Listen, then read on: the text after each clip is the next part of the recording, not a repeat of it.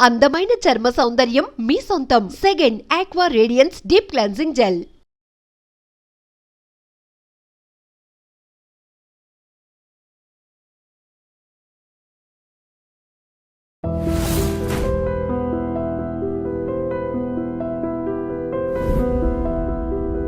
Sir మీరు total ఉద్యమంలో ఉన్నప్పుడు పెద్ద ఎన్కౌంటర్ చెప్తే తీసుకున్నాను. పెద్ద ఎన్కౌంటర్ అంటే దాదాపు నేను 8-9 ఎన్కౌంటర్లకి వెళ్ళి బయటపడ్డా. ఒక దగ్గర మీరు ఉన్నప్పుడు నలుగురు చనిపోవడం మీరు ఎస్కేప్ అయినట్టుంది కదా. అది వచ్చేసి ఏంటంటే పాలకుర్తి దగ్గర దానికంటే ముందు ఏంటంటే 90లో నేను ఫస్ట్ టౌన్ సీఈఓగా చేసిన తర్వాత నర్సంపేట దళంలో వెళ్ళాను. నర్సంపేట దళంకి అప్పటికి వచ్చేసరికి ఏంటంటే కాంగ్రెస్ వాళ్ళు ఓంకార్ అని ఉండే. వాళ్ళు ఏం చేసేవాళ్ళంటే నక్సలైట్ అంటే నర్సంపేటలో ఎవరిని తిరగనిచ్చేవాళ్ళు కాదు. దాంట్లో సోమన్ అని చెట్రాజు పాప అయినా చిట్యాల ఏరియా టేక్మట్లా ఉండే. అప్పటికి తను సీఓ ఉండే నర్సంపేటకు, తర్వాత జిల్లా కమిటీ సభ్యుడేండు. ఆ దళంలోకి ఎవ్వరు పోవాలన్నా కూడా భయపడేటోళ్ళు. ఒక ముగ్గురే ఉండే. గోపన్న అని ఒకతను ఉండే, తర్వాత రమేష్ అన్న అని ఒకతను ఉండే, సోమన్న ఇంకొకనే ఎర్రమల్లి. ఇక తర్వాత అందరూ మిగతా దళాలల్లో పోవడానికి సిద్ధపడ్డారు, కానీ ఆ దళంలోకి ఎవరన్నా పోవాలంటే భయపడేవాళ్ళు. దాంతో ఏం చేసిందంటే నేను పోతాను పెట్టుకున్నా. నువ్వు చిన్నపిల్ల కానీ అప్పుడు నువ్వు తిరగలేవు, ఉండలేవు, నువ్వు ఇక్కడనే ఉండు అని చెప్పేసి అంటే లేదు నేను ఇక్కడ టౌన్లో తిరగలేను ఎక్కువ కాలము. అప్పటికి తిరుగుతున్న క్రమంలో మా ఇల్లు కూడా కొట్టిండ్రు. ఒకసారి ఇల్లు కూడా కొట్టిండు, ఇల్లంతా ధ్వంసం చేసిండ్రు. దాంతో ఏం చేసినామంటే ఒక 1 year నర్సంపేట దళంలో చేశా. నర్సంపేట దళంలో చేసిన తర్వాత ఏం చేసిందంటే ఆ తర్వాత ఏం చేసిందంటే నన్ను మళ్ళీ గన్పూర్ దళం చేసిండు. ఇప్పుడు పాలకుర్తి దళం అని తర్వాత పేరు మార్చిండ్రు, అప్పుడు గన్పూర్ దళం అని చేసిండు. గన్పూర్ దళంలో చేసిన తర్వాత ఆ సంవత్సరం ఇక్కడికి వచ్చాను నేను 93లో వచ్చిన తర్వాత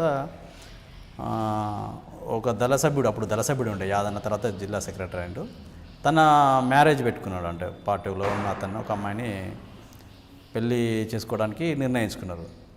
అయితే ఆ పెళ్లి కోసం మేము పోలే, 3 దళాలు కలుసుకోవాలి టైం అప్పుడు. అది జిల్లా కమిటీ సమావేశానికి పోవాలి. యాక్చువల్గా మేము ఇక్కడికి నర్సంపేటకు పోవాలి. దళం 2 ఎన్ని రోజులైనా నడుచుకుంటూ వెళ్ళాల్సిందే. ఆ జిల్లా కమిటీ సమావేశం కోసమని మేము మీదికొండ గుట్టలు ఉంటాయి, చాలా పెద్ద ఎన్కౌంటర్. అది ఒక ఉద్యమానికి వరంగల్ జిల్లాలో చాలా లాస్ అయిందంటే అదే మెయిన్. 90 తర్వాత పెద్ద ఎత్తున నష్టపోయి ఒక సగం మంది క్యాడరే మొత్తం లొంగిపోయినారు. ఆ టైంలో ఏంటంటే మేము జిల్లా కమిటీ సమావేశానికి పోవాలి యాక్చువల్గా, 3 దళాలు కలిసి. మళ్ళీ మాకు లెటర్ వచ్చేసింది. మా కమాండర్ వచ్చి నాగన్న ఉండే అప్పుడు,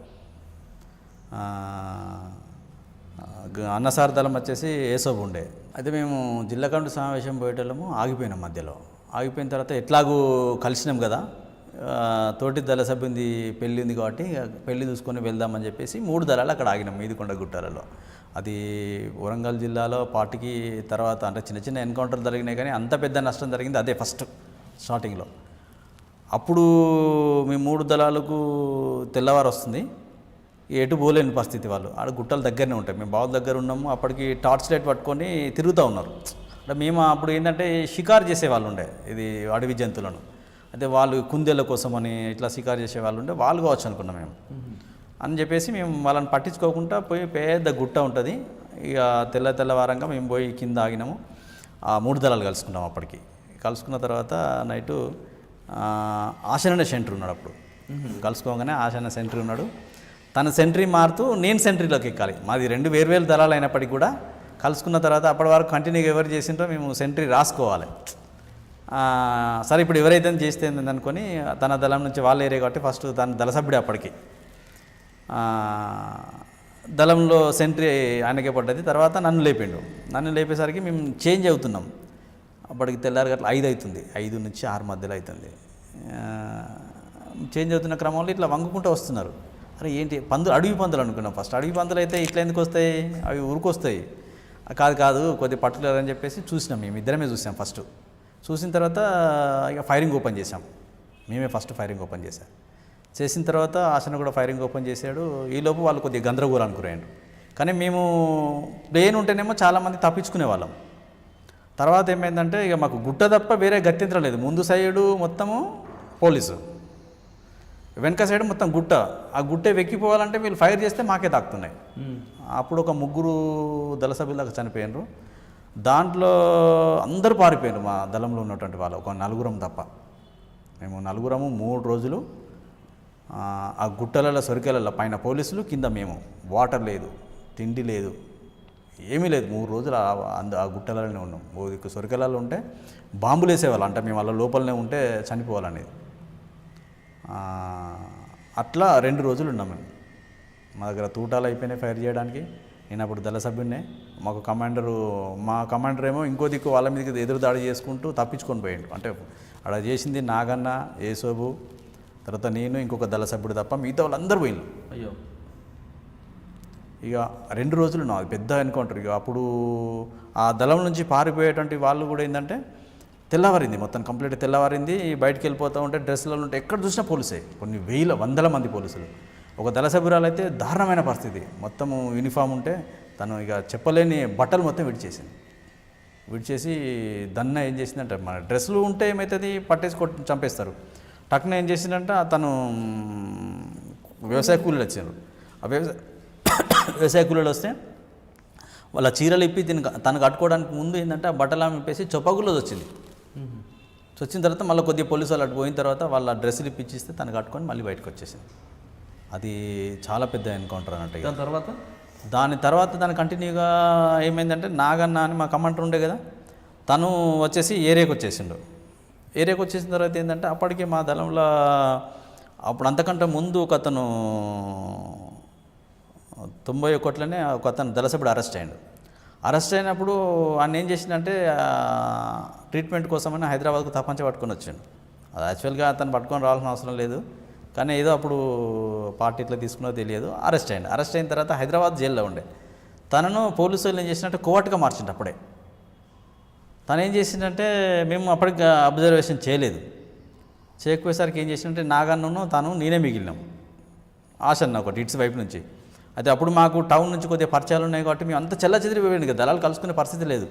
అప్పుడు అనుకోకుండా మళ్ళీ మేము ఆశన టౌన్లో మేము తిరిగినాం కాబట్టి అక్కడ కలుసుకోగలిగినాం. ఇక్కడ నుంచి పారిపోయిన వాళ్ళందరినీ మేము క్యాచ్ చేసి మళ్ళీ టౌన్లో పెట్టి మళ్ళీ దళంగా జిల్లా కమిటీకి అప్పచెప్పినాం మేము. ఈ చెప్తున్న క్రమంలో ఏంటంటే ఎవరైతే ఈ కోవర్ట్ ఉన్నాడో ఆ నాగన్నను పట్టించేసిండు. ఆయన చనిపోయిండు. ఆయన అసలు నేను తన్ని మళ్ళీ జిల్లా కమిటీ ఏం చేసిందంటే వెపన్ గీపన్ అక్కడనే వదిలేసి సివిల్ అయినా పర్లేదు అని తీసుకొని వచ్చేసి అని చెప్పేసి నన్ను పంపించిండ్రు, ఇది ఫారెస్ట్ తీసుకెళ్ళాలని. నేను లెటర్ ఇచ్చేసి మళ్ళీ తీసుకెళ్దామన్న టైంలో ఈయన తీసుకురాలేదు. ఈలోపు అనుకోకుండా పోలీసు వాళ్ళు ఏం చేసిందంటే వేరొక అతను చనిపోతే దాని గురించి పంచనామా కోసం వచ్చిందని చెప్పి అన్నారు. అది ఇప్పటికి కూడా క్లారిటీ లేకుండే దాని మీద ఏందనేది కూడా. అంటే ఒక ఘటనలో 4 చనిపోయారు, ఒక ఎస్కేప్ అయింది. నేను ఒక్కనే. అప్పుడు ఇదే కంటిన్యూలో ఏం జరిగిందంటే దళం మొత్తం డిస్టర్బెన్స్ అయిపోయింది. నేను ఒక్కడే మిగిలినాను. ఉన్న దళ సభ్యులందరూ సరెండర్ అయ్యారు. దీని తర్వాత ఏంటంటే మా కమాండర్గా శ్రీమన్నారాయణ వచ్చాడు. శ్రీమన్నారాయణ వచ్చిన తర్వాత తను ఆర్గనైజేషన్గా నేను బయటికి పోవాలన్నా అంటే మిలిటెంట్లను మాట్లాడాలి, క్యాడర్ను, తర్వాత తిండి తీసుకురావాలన్నా, అన్నం తీసుకురావాలన్నా, దళానికి బాట చూపించాలని నేను ఒక్కడే మిగిలిపోయినా. ఆ క్రమంలో ఏం చేసినామంటే ఐలో అనే ఒక విలేజ్ ఉండే. ఆ విలేజ్లో ఏం చేసినామంటే నేను దళమంతా ఒక దగ్గర మాకు ప్లేన్ అంటే చిన్న చిన్న ఊరేళ్ళల్లో తప్ప వేరే మొక్కజొన్న చేన్లు లేకపోతే మిరప తోటలల్లో ఇలానే ఉండేది అన్నట్టు. అయితే మేమంతా అక్కడ పొద్దున్న దాకా ఆగినాము. ఆ రైతు ఏం చేసిందంటే మాకు యాక్చువల్ కూడా ఏంటంటే రైతుల సహకారం బాగుండే. మేము ఎక్కడ మాది మైదాన ప్రాంతమైన 20 మంది 30 మంది రైతులకు తక్కువ ఎవరు చూడకపోయేది మమ్మల్ని. అయినా కూడా మా ఇన్ఫర్మేషన్ ఇవ్వకపోయేది ఎవరికి కూడా. మేము ఎక్కడ ఆగినా కూడా చుట్టుపక్కల బావిలు అందరికీ తెలిసేది దళం వచ్చేసింది. కానీ ఎవరు కూడా మళ్ళీ మా దగ్గర ఉంచుకునేటోళ్ళం కాదు. అట్లా ఏమైందంటే ఆయనవోలు అనే గ్రామంలోకి నేను మిలిటెంట్లందరినీ మళ్ళీ సమావేశపరచడం కోసం నేను దళాన్ని 3 గంటల ప్రాంతంలో వదిలేసిన. సివిల్ అయ్యి ఊళ్ళోకి వెళ్ళిపోయి అన్నం తయారు చేయమని చెప్పేసి తర్వాత వేరే ఒక మిలిటెంట్ని అక్కడ రమ్మని చెప్పినాం, వేరే ఊరు అతన్ని సాయంత్రం. ఇక నేను అక్కడ చెప్పేసి దళం దగ్గర నుంచి వెళ్ళిపోయినా. ఆ రైతు ఏం చేసిందంటే మొక్కజొన్న కంకులు కాల్చిన తర్వాత వీళ్ళందరూ తిన్నారు.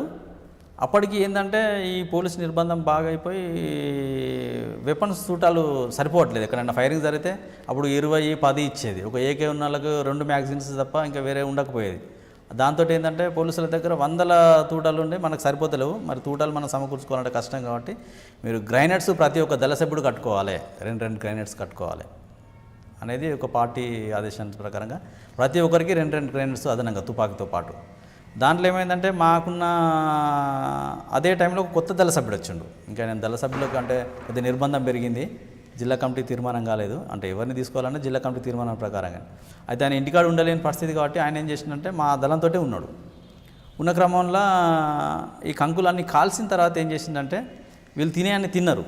తిన్న తర్వాత ఆయన తుపాకీ, కిట్టు, చేతిలో సంచి, ఈ గ్రైనేడ్స్ ఉండేసరికి ఏం చేసిందంటే అది కింద పడిపోయింది. బండ ఉంటుంది, వీళ్ళు ఊరల నుంచి బయటకు వచ్చిన తర్వాత బండ ఉంటుంది. ఆ బండలో అప్పటికి నేను విలేజ్ నుంచి అన్నం చెప్పడానికి పోయినా కదా, నియరెస్ట్ ఒక 500 గజాల దూరంలో వచ్చిన దళానికి. ఒకసారి బ్లాంట్ అయ్యేసరికి పోలీసులు చుట్టుముట్టినని మళ్ళీ నేను బ్యాక్ ఉరికిన. ఒక 5 నిమిషాలు ఆగేసరికి అంటే కౌంటర్ ఫైరింగ్ వస్తుంది. అంటే పోలీసులు ఎక్కడైనా చుట్టుముడితే ఏంటంటే వన్ సైడ్ ఉండదు, 2 సైడ్ నుంచి జరుగుతుంది దళం కాబట్టి. అట్లా ఏం చేసినామంటే మళ్ళీ నేను దళం దగ్గరికి వచ్చేసిన. దళం దగ్గర రాగానే ఏం చేసినంటే అందరు కుప్పగులు పడిపోయింది, ఒక్క దళ సభ్యుడు తప్ప ఎవరు లేరుగా. అప్పుడు మా దళంలో నేను శాఖ మెంబర్ని, అప్పుడు డిప్యూటీ కమాండర్ లక్ష్మక్ అని ఉండే, కమాండర్ ఏమో శ్రీమన్నారాయణ ఉండే. శ్రీమన్నారాయణకి దెబ్బ తాకింది, ఇంకో దళ సభ్యుడు వాళ్ళు ఆయన భార్య మాధవ కానీ ఆమెకు దెబ్బ తాకింది. ఇలా ఇంకో దళ సభ్యుడు మొత్తంకి ఆయనకు సీరియస్గా గాయాలైనాయి. ఇక మిగిలింది ఒక్క సభ్యుడే, ఆయన వీళ్ళతో లేడు కాబట్టి ఆయనకు తాకలే, అంటే దూరం ఉన్నాడు కొంచెం. అదే దాంతో ఏమైందంటే నేను వచ్చేసరికి మొత్తం పడిపోయినరు. స్పాట్లో లక్ష్మక్క చనిపోయింది. చనిపోయిన తర్వాత ఉన్న వాళ్ళందరికీ బ్లీడింగ్ అయిపోతుంది, ఏం చేయాలో తెలియక మళ్ళీ సోర్సెస్ లేదు, నేను ఒక్కడే తప్ప. ఇక మళ్ళీ ఎవరిని ఈ దళ సభ్యుని పంపిద్దామంటే ఈయన కొత్త ఆయనే. మళ్ళీ నేను విలేజ్లోకి వెళ్ళి ఒక జీబుని మాట్లాడి ఇంకొక మిలిటెంట్కి అక్కడ నేను టైం పెట్టాను కాబట్టి అతను కూడా తీసుకొని వచ్చి అతనికి ఇన్స్ట్రక్షన్స్ ఇచ్చాను అన్నట్టుగా, నువ్వు వీళ్ళందరినీ తీసుకొని ఆ జీప్ తీసుకొచ్చి నువ్వు వీళ్ళను తీసుకొని హాస్పిటల్ తీసుకుపో, ఎవరి దగ్గర తీసుకుపోవాలని కూడా చెప్పాము. మనకు అంటే టెక్నికల్స్ కొన్ని కాబట్టి ఏంటంటే చెప్పిన తర్వాత తను జీప్లో తీసుకొని ఐనోల్ నుంచి వర్ధనపేట పోయింది. హైవే నుంచి పోవాల్సింది, ఇక వేరే దారి లేదు.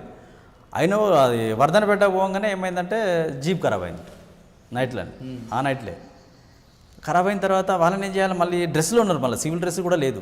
మళ్ళీ వేరే తనకు కొంత ఏరియా మీద పట్టుంది, అతని ఆ ఏరియానే కాబట్టి మళ్ళీ ఇంకో జీప్ మాట్లాడి అందులో వేసిన తర్వాత మార్గ మధ్యలో పోయేసరికి తెల్లవారింది. తెల్లవారేసరికి ఏం చేయాలని అర్థం కాలేదు తనకి, హాస్పిటల్ పోలేని పరిస్థితి. జీప్ అతను రానని మొండికేసిండు, ఇంకొక జీప్ అతను. మళ్ళీ ఏం చేసిందంటే తన వ్యక్తిగతంగా అంటే తన నిర్ణయం తీసుకొని, కమాండర్ కొద్దిగా మంచిగా ఉన్నాడు, తను ఏం చేసిందంటే ఒక తోటలు ఉందామని చెప్పి రోడ్డు కానుకొని ఉన్న తోటలో ఉండేసింది. వీళ్ళు హైవే రోడ్డు కానుకునే తోటలనే ఉన్నారు, ఏమన్నా కానీ అని. అప్పటికి మా దగ్గర ఒక దళ సభ్యురాలు చనిపోయింది, ఆడ వీళ్ళతో పోయిన దళ సభ్యుడు కూడా చచ్చిపోతే ఆ తోటలనే పాతి పెట్టింది. అంటే మేము తర్వాత అడిగినాం, మరి అతన్ని ఏం చేశారు మీరు అంటే, ఇక మనం అక్కడ పోయి చేయలేని పరిస్థితి. వెంటనే ఏం చేసినామంటే ఈ దళ సభ్యురాలని ఈ డిప్యూటీ కమాండర్ లక్ష్మక్కను మేము వాళ్ళ ఇంటికి అప్పచెప్పలేని పరిస్థితి. ఎందుకు అంటే నిర్బంధం. ఈమెకు బాంబు వేలింది, చనిపోయిందని తెలిస్తే మొత్తం హాస్పిటల్లో చుట్టూ ఎంక్వైరీ చేస్తారు, మిగతా వాళ్ళ ప్రాణాలకు ప్రమాదం అవుతుంది అని చెప్పేసి మేము ఆ రాత్రి ఎడ్ల బండిలో కట్టుకొని తీసుకెళ్ళాం. ఆ దళ సభ్యుడు నేను ఇద్దరం కలిసి బీరన్న అని మొగుల్చేర్లో ఉండే అతను నేను కలిసి ఏం చేసినామంటే ఎడ్ల బండిలో కట్టుకొని ఆ కిట్లు, తుపాకులు తర్వాత తీసుకొని వెళ్ళి ఇంకొక విలేజ్ పక్కకు పోయిన తర్వాత అక్కడ రైతు ఏం చేసిందంటే మమ్మల్ని అందరం చూసి ఒక పార అడిగినాం మేము, గడ్డపార. ఇప్పుడు మనం పాతి పెట్టాలి కదా, ఏం చేయలేము, ఎవరిని పిలవలేము, కుటుంబానికి అప్పచెప్పలేము. తన భర్త అప్పటికి డీసీఎం కడారి రాములు అని, కానీ తనకు కూడా చెప్పలేని పరిస్థితి, కమ్యూనికేషన్ లేదు. ఏదైనా కానీ మనం అని చెప్పేసి ఓన్గా కొద్దిగా నిర్ణయం తీసుకొని ఒక వాగులో పాతి పెట్టే క్రమంలో రైతు మాకు ఇబ్బంది పెట్టిండు. మళ్ళీ నువ్వు అసలు ఎవరిని చంపిండు, ఎవరిని పాతి పెడతాను మీరు, అరే మేము పర్షన్ అయినా, మరి ఈయనకెట్లా తెలుసు, ఈయన ఏదో ఉత్త క్యాజువల్గా అంటున్నాడు, అట్లా కాదు, మాది వేరే ఒక సామాన్ ఉన్నది, ఇక్కడ దాచుకుంటాం మేము, నీకేం ఇబ్బంది లేదా అంటే, ఇక మేము అతను మాయబడి వస్తున్నాడు. ఇక ఉన్న ఇద్దరిలో ఏం చేసినామంటే లోతు తవ్వి పెట్టాలి కదా, తను కొద్దిసేపు రైతు దగ్గర ఉంటే నేను పోయి తవ్వడం, నేను కొద్దిసేపు తవ్వితే తను ఇట్లా చేసిన తర్వాత ఏమైందంటే ఇక అయిపోయింది. ఈలోపు ఈ శ్రీమన్నారాయణ ట్రీట్మెంట్ అంతా అయిపోయి మా దళం దగ్గరికి వచ్చే ముందు ఆయన పార్టీ ఇన్స్ట్రక్షన్లు కాకుండా వ్యక్తిగతంగా ఒకరిని కలుద్దామని పోయేసరికి వాళ్ళు ఇన్ఫర్మేషన్ ఇచ్చి పట్టించాం. తన్ని తీసుకొచ్చి జనగాం దగ్గరనే ఒక పెంబర్తి దగ్గర చంపేశారు. దీని తర్వాత ఏంటంటే మేము ఇద్దరమే ఉన్నాం కాబట్టి మాకు ఇప్పుడు వీళ్ళని తీసుకుపోయినా మిలిటెంట్ ఉన్నాడు కదా, తనను కూడా మేము మాతో ఉంచుకున్నాం. ఎందుకంటే మళ్ళీ నువ్వు పోయి వాళ్ళు మా దగ్గర రాకముందుకు మళ్ళీ నువ్వు ఎక్కడున్నారో చెప్తే ఇబ్బంది అవుతుంది, అని మాతోనే ఉంచుకున్న తర్వాత ఏమైందంటే ఈ ఎట్లా ఎన్కౌంటర్ చేసిండ్రు, ఇది శ్రీమన్నారాయణ దొరికి ఎన్కౌంటర్ చేసిండ్రు. చేసిన తర్వాత అప్పుడు మేము ఏదో ఒకటి నిరసనగా యాక్షన్ చేయాలి. అంటే ఈ దగ్గరలో ఏమున్నది, పాలకుర్తిలో అప్పుడు ఎంఆర్ఓ ఆఫీస్ ఉండే.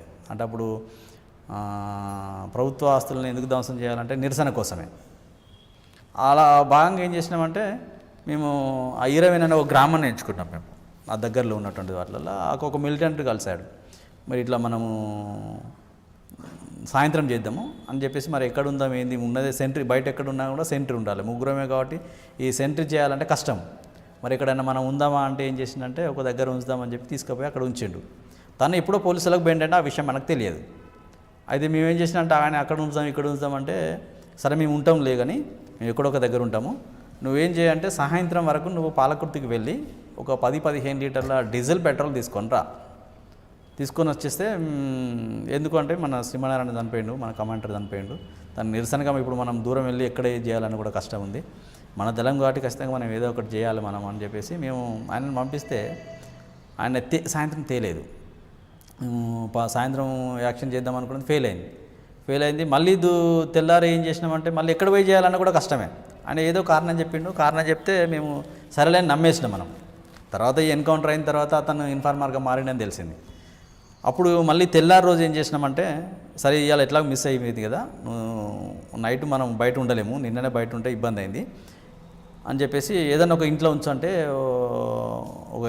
రైతు ఇంట్లో ఉంచిండ్రు. ఆ రైతు ఇంట్లో ఎందుకు ఉంచిందంటే వాళ్ళు ఏదో సమస్య ఉన్నదట, ఎప్పటి నుంచో చెప్తున్నాడు వాళ్ళ సమస్యను సాల్వ్ చేయాలి, మాట్లాడాలంటే భార్యాభర్తల పంచాయతీలో భార్య రావట్లేదు, మీరిద్దరు అంటే వాళ్ళని భార్యని కౌన్సిలింగ్ ఇచ్చి మాట్లాడితే వస్తుంది అని చెప్పి అంటే సరే వాళ్ళ సమస్య కూడా మాట్లాడినట్టుంటుంది, ఎప్పుడు అంతకుముందు నుంచి చెప్తున్నాడు కానీ మనం పట్టించుకోలేదు. ఆ విధంగా రైతు ఇంట్లోకి వెళ్ళారు. రైతు ఇంట్లోకి వెళ్ళిన తర్వాత ఏంటంటే పొద్దున మంచిగా ఉన్నాము. మధ్యాహ్నం ఈయన ఏం చేసిందంటే అతను ఆ ఊళ్ళో ఇతను పోకుంటే వేరే ఒక అతనికి ఇన్ఫర్మేషన్ ఇస్తే ఆయన డైరెక్ట్ వరంగల్ పోయి పోలీసులకు చెప్పిన తర్వాత అప్పుడు ఓఎస్డీ ఎవరు ఉండే అంటే ఉమేష్ చంద్ర ఉండే. అప్పుడు ఈ గ్రేహండ్స్ దళాల కంటే ముందు కూడా ఏంటంటే బ్లాక్ కమాండో ఫోర్స్ అని చెప్పి ఒక సపరేట్ శిక్షణ ఎస్ఎస్ ఫోర్స్ అని ఒక ఫోర్స్ జిల్లా సపరేట్ నక్సలైట్ల కోసం అనేది ఒక స్పెషల్ పార్టీ. అప్పుడు ఈ సపరేట్ వాళ్ళ శిక్షణ ఇచ్చింది, మామూలు పోలీసులు అయితే దళాల మీద అటాక్ చేయలేకపోతున్నాయని చెప్పేసి. ఆ కొత్తగా తయారైనటువంటి టీం ఏంటంటే మేము మధ్యాహ్నం 3 అయింది, పొద్దున ఉన్నాము, మధ్యాహ్నం 3 అయింది. 3 గంటలకు ఏం చేసిందంటే ఒక పోలీస్ జీప్ వచ్చేసింది ఊళ్ళోకి. జీప్ వచ్చేసిందంటే ఊరవతలకి వెళ్ళిపోయింది. అతను మళ్ళీ మనకి ఇంట్లో ఉంచిన మిలిటెంట్ చెప్పలే, ఆ రైతు చెప్పిండు. రైతు ఏం చేసిందంటే తను బావి కాడికి పోయి వస్తున్న క్రమంలో ఇంట్లోకి వచ్చేసి అన్న ఇట్లా పోలీసు వాళ్ళు వచ్చిండ్రు అంటే మరి ఊళ్ళోనే ఉన్నారా బయటికి వెళ్ళిపోయారా అని చెప్పి అన్న తర్వాత లేదు బయటికి వెళ్ళిపోయినంటే అప్పుడు ఆ విలేజ్లో మనకు మంచి పట్టు ఉండే, అంటే అందరు సహకరించేది. ఎవరది? ఈరవెన్ను అనే గ్రామం. ఆ గ్రామంలో ఏంటంటే మనకు ఎక్కడైనా కూడా రైతులు ఎవరు కూడా మనకు ఎప్పుడు అది చేయలేదు. కాబట్టి ఏంటంటే ఈ ఇన్సిడెంట్ జరిగింది కాబట్టి కమాండర్ చనిపోయింది కాబట్టి ఇట్లా తిరుగుతూ ఉంటారు ఏదో ఒకటి జరుగుతుంది, ఊళ్ళో వెళ్ళిపోయింది కదా అని చెప్పేసి మేము ఉన్న తర్వాత ఏంటంటే సాయంత్రం 5 అవుతుంది. 5-6 మధ్యలో ఏం చేసిందంటే మన దగ్గర ఎవరైతే ఈ మిలిటెంట్ మనలో వెళ్ళి ఉంచిండో వాళ్ళ అన్న వచ్చేసి తమ్ముడు అంటే అన్న ఇంకా రాలేదు, మరి డీజిల్కి ఇట్లా తీసుకురాలేదు, పోయింట్ వస్తారు కావచ్చు అంటే సరే మనం ఇప్పుడు ఊళ్ళోకి పోలీసులు వచ్చిందని తెలిసింది కదా, బయటికి వెళ్దాం, మనము బయటనే తిందాము అని చెప్పేసి మేము అన్నాను. అంటే అప్పటికి వీళ్ళు ప్లాన్ ఉన్నా మాకు తెలియదు. అదే లేదు అన్న తమ్ముడు వచ్చేసరికి కొద్దిగా టైం పడుతుంది, మీరు ఉండండి అని చెప్పి మాకు పల్లికాయలు తీసుకొచ్చి ఇచ్చిండు. పల్లికాయలు తీసుకొచ్చి ఇచ్చిన తర్వాత మేము సరే తింటున్నాం. అప్పటికి ఏమనుకున్నామంటే ఇక సరేలే 10 నిమిషాలకు మళ్ళీ అన్నాన్ని బయటకు తీసుకెళ్ళి ఎందుకు వెళ్ళాలి అని చెప్పేసి మేము తింటున్నాము. కొద్దిగా 6 అవుతుంది. అప్పుడు 6 అవుతున్న క్రమంలో ఇక మళ్ళీ ఊళ్ళో పోలీసులు వచ్చింది మాకు తెలియదు. మళ్ళీ ఫస్ట్ వచ్చి వెళ్ళిపోయినరు, రెండోసారి వచ్చింది మాకు తెలియక ఏం చేసినామంటే ఇక మేము ఇంట్లో ఏదైతే ఇంట్లో ఉన్నామో సపరేట్ ఉంటుంది అన్నట్టు, మేము ఉండే రూమ్ సపరేట్ ఉంటుంది, ఈ 3 రూమ్లు ఉంటాయి అన్నట్టు. ఈ 3 రూమ్లోకి వెళ్ళి మధ్యలో రూమ్లోకి వచ్చేసిండ్రు పోలీసులు. ఆల్రెడీ డైరెక్ట్ లోపలికి వచ్చిండు. అప్పటికి దాదాపు ఒక 300-400 మంది పోలీసులు ఊరు మొత్తం చుట్టుముట్టిండు, మేము ఉన్న ఇల్లు కూడా చుట్టుముట్టిండు. అప్పుడు ఏమైందంటే ఈ రైతులు ఎవరైతే మనం మీ ఇంట్లో ఉన్నామో వాళ్ళని ఏం చేసిందంటే బయటికి తీసుకెళ్ళడం కోసం వచ్చింది, లేకపోతే మాకు తెలియకపోవు. ఇప్పుడు మా దగ్గర ఎవరైతే మిలిటెంట్ ఆయన వచ్చిండో నేను తమ్ముని తీసుకొస్తా అని చెప్పి ఆయన వెళ్ళిపోయింది. ఇక మళ్ళీ రాలే. పోలీసు వాళ్ళు ఏం చేసిందంటే ఈ ఇంటి ఓనర్స్ను బయట తీసుకెళ్తున్న క్రమంలో టక్కున చూసినాం. చూసిన తర్వాత అప్పటికి మాకు ఒక సంఘటన గుర్తుండే. ఇప్పుడు నిజామాబాద్లో ఒక ఎన్కౌంటర్ జరిగింది. అప్పుడు ఒక ఇట్లనే ఊర్లో ఉన్నటువంటి ఒక ఇల్లును చుట్టుముట్టితే దళం మొత్తం చనిపోయి ఒక్కడే ఒక వారం రోజుల దాకా పోలీసులు అతను ఫైటింగ్ చేసి పెంట బొందులో దాచుకున్నాడు. అది మాకు అంటే దళాలకు చెప్తారు అన్నట్టు. ఎందుకు అంటే ఎట్లా తప్పించుకోవాలి. ఆ టక్న గుర్తొచ్చేసి ఏంటంటే వితిన్ ఫ్యాక్షన్ ఆఫ్ సెకండ్లో మనం బయటపడాలి, లేకపోతే మనం తప్పుకోలేము అనేసి ఏం చేసినట్టే నాతో ఉన్న దళ సభ్యులకు ఏం చేసినామంటే మనం ఇమీడియట్గా 5 మినిట్స్లో వాళ్ళు కౌంటర్ ఫైర్ చేయకముందుకు మనం ఫైరింగ్ మొదలు పెట్టాలి. నేను ముందుంటా, మీరు వెనక రండి, మీరు భయపడాల్సిన అవసరం లేదని చెప్పేసి డోర్ ఓపెన్ చేసేసి ఏకతను డైరెక్ట్ వాళ్ళకంటే ముందే ఫైరింగ్ కొట్టేసిన తర్వాత నేనేం చేసిందంటే అదే స్పీడ్లో చుట్టూ కాంపౌండ్ ఉంటుంది, ఆ కాంపౌండ్ జంప్ చేసి బయట దునికాను. అప్పటికి ఏంటంటే మాకు ఒక ట్రైనింగ్ ఉండే, అప్పుడు మేము స్పెషల్గా ఒక ట్రైనింగ్ చేసాము. దాంట్లో ఏంటంటే 5-6 ఫీట్ల గోడను ఈజీగా దునికిపోయేది నేను. మాకు అప్పుడు పోలీసు యాక్షన్ సంబంధించిన ఒకటి ట్రైనింగ్ ఇచ్చింది కాబట్టి ఆ ట్రైనింగ్లో అది మాకు అప్పుడు ఉపయోగపడ్డది నాకు. దాని తర్వాత ఏంటంటే జంప్ చేసి బయట వీళ్ళు ఫైరింగ్ ఓపెన్ కాగానే నాతో ఉన్న వాళ్ళు కూడా ఎంబడే వస్తే అయిపోయేది. వీళ్ళు ఏం చేసిండ్రు, మళ్ళీ రూమ్లో కురికిండ్రు. నేనేమో బయట దునికేసి బయట నుంచి కూడా ఫైరింగ్ చేసుకుంటూ వెళ్ళిపోయినాం, వాళ్ళ మీదికెళ్ళి కొట్టుకుంటారు. అప్పటికి వాళ్ళ ఫైరింగ్ అయితేనేమో నేను బయటపడేవాడిని కాదుగా. నేను ఎప్పుడైతే ఫైరింగ్ ఓపెన్ చేశానో వాళ్ళంతా గందరగోళానికి గురై గెరిలలో ఒక ఉంది ఒక యుద్ధ తంత్రానికి సంబంధించినటువంటి ఏంటంటే ఎవరైతే ముందు అడ్వాన్స్గా ఫైర్ చేస్తారో అవతలి వాళ్ళు తొందరగా గందరగోళానికి గురవుతారు. ఎందుకంటే వాళ్ళు ప్లాన్డ్గా ఉండరు కాబట్టి. వాళ్ళు ప్లాన్డ్గా వచ్చినప్పుడు కూడా ఫస్ట్ మనం అనుకోకుండా చేసినాం కాబట్టి వాళ్ళు గందరగోళానికి గురై వాళ్ళు ఇంకా పూర్తిగా పొజిషన్ తీసుకోలే. దాంతో కొద్ది దూరం కూడా ఎంబడి పడ్డారు నా ఎంబడి. అప్పటికి చీకటి అయిపోయింది, ఇక చెప్పులు లేవు. ఆ రాత్రి అంతా తెల్లారి వరకు నడుచుకుంటూనే వెళ్ళిపోయినా. అట్లా ఏంటంటే అక్కడ మీరు మిస్ అయ్యారు, కానీ మిగతా నలుగురు చనిపోయారు ఫైరింగ్లో. వాళ్ళు మనకు తెలిసిన